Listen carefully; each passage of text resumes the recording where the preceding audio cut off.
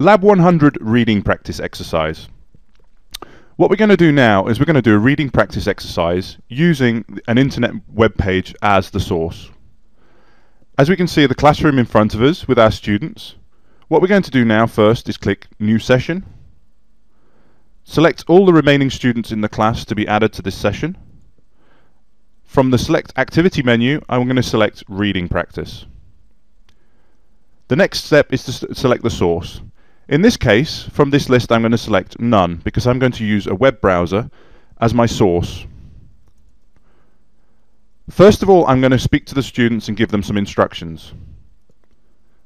By clicking on Session Call, as you can see now, I'm speaking directly to the students. I'm going to explain to the students that they read through the web page that's going to be shown on the projector, and that when they have completed the exercise, that they please press the Teacher Call, which is in the top left hand of the student panel. Okay, what we're going to do now is to start the exercise. I'm going to select the web page. Again, what this allows me to do is to use this morning's news as a reading activity, therefore making it extremely relevant and interesting for the students in the class. I select the web page. Once I have this ready and available, I'm going to move this across to the projector so that they can read through from that as a source. Okay, what I'm going to do now is to click Start. What you can see now is that the activity has started and the students are now recording. As a teacher, if I want to provide support to the students and listen to them, I can click on each of the students and listen directly to what's happening on their panel and how they're recording their own voice. If I want to help them out, I can do so by one extra click by clicking on Intercom. And now I can speak directly with the student, and this can be shown seeing the interface here. Again, one click and I can remove myself from that, and when I close I can move to the next student and listen to them. This gives me access to all the students and allows me to be able to listen into them without necessarily having to listen to the entire recording of every single student. What I'm going to do now is just wait a few seconds, and this should be about the time that the students have finished the exercise. And right now we can see that they've pressed their Teacher Call button, and this has shown me that they've completed the exercise.